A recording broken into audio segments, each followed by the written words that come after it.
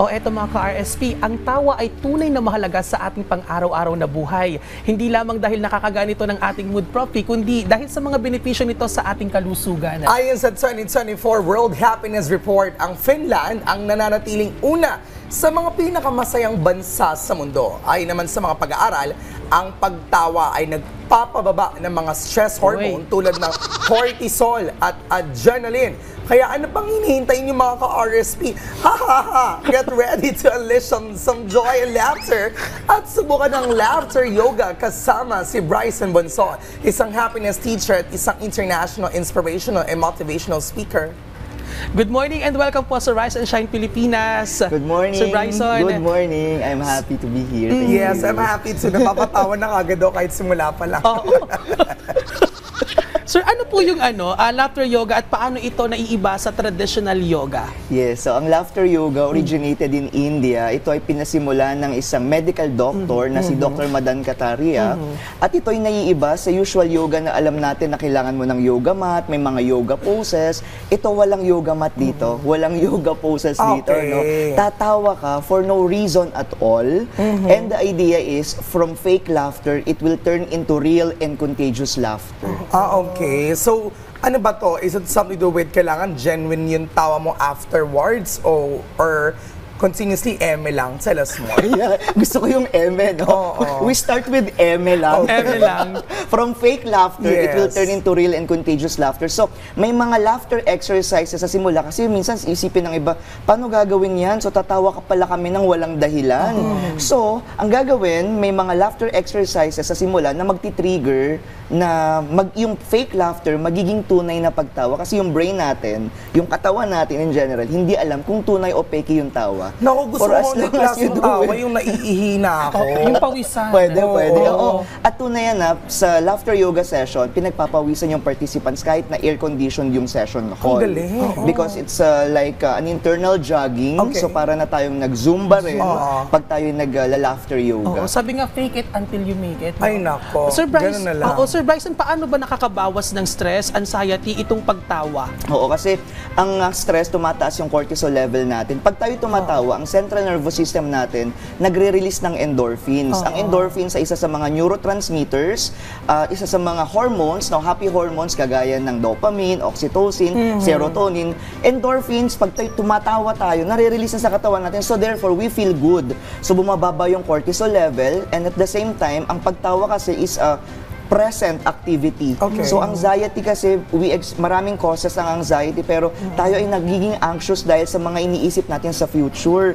So pag tayo tumatawa, we live in the present moment and that's one of the secrets to a happy life. So Ayun. immediate yung effect. Talagang bumababa yung stress Tama. level pag tayo tumatawa. Mga ilang minutes, Sir Bryson, na dapat tumawa tayo? Kasi base doon sa nabasa kong pag-aaral, hindi dapat lalagpas ng 30 minutes, tama? Okay, so may mga ganyan kasi nga ito equivalent rin siya sa physical exercise. So just like any physical exercises, hindi natin force yung sarili natin dahil magmamanifest sa katawan na mapapagod talaga tayo. So ganun din sa pagtawa. Kaya sinasabi ko rin sa mga participants na medyo may karamdaman sa area na to, sa chest, sa heart, na hinay-hinay lang. So sa laughter yoga, mga 30 minutes siya pero may pahinga siya in between. So usually ang mga laughter exercises, seconds lang siya na hindi lalagpas ng 20 seconds pagka ginagawa yung pagtawa. Kasi pag tumatawa tayo, we release carbon dioxide, di ba? So nahihilo yung tao pagka naglalabas ng maraming carbon dioxide tapos kulang sa oxygen. So we need to oxygenate. Kaya sa laughter yoga, so may tawa, may breathwork, so may pahinga din. Ayun, dapat mag-toothbrush ka muna din bago tayo mag-laughter yoga. Pero of course, in terms of physical and mental health, what could be its benefits? Yeah, so unang-una sa physical health natin, inaayos nito yung ating paghinga. So, Okay. good for the lungs. So, yung tinatawag na pranayama breathing or pranayamic breathing. So, inaayos yung ating paghinga. Pangalawa, yung circulation of the blood.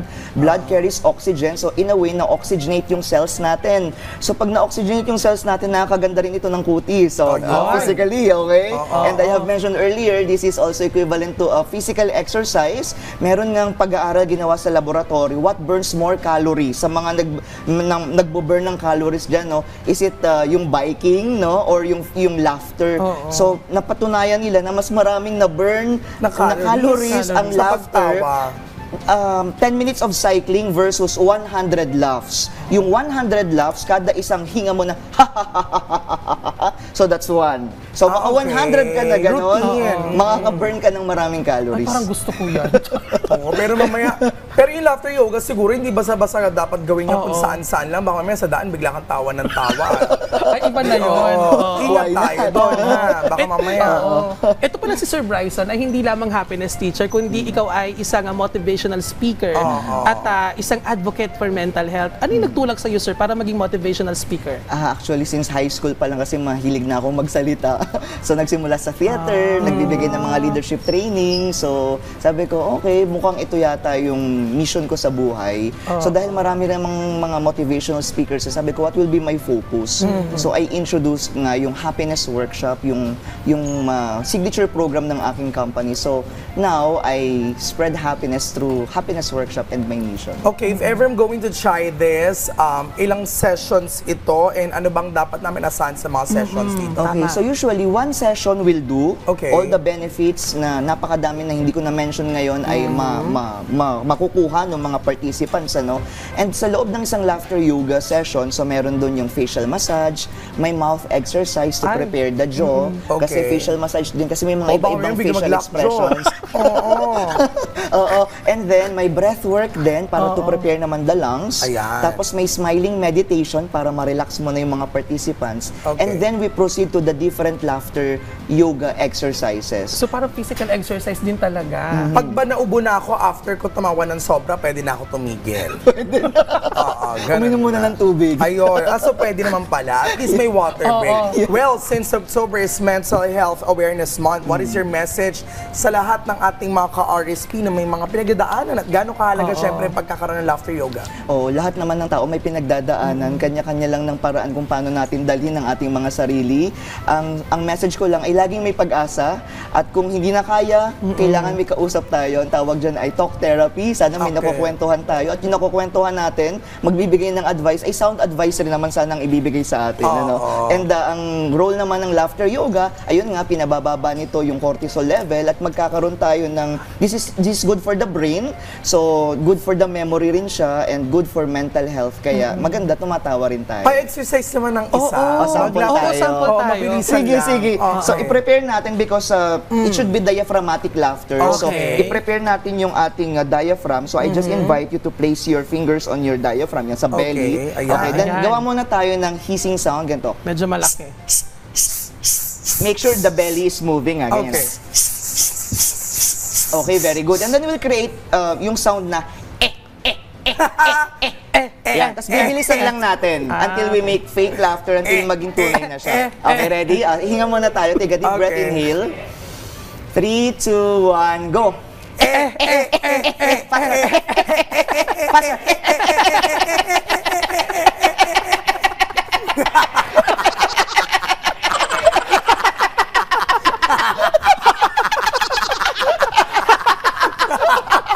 Very good. So there, take a deep breath, inhale. Exhale. Diba? Alam niyo, dahil narinig Ang saya, wait lang.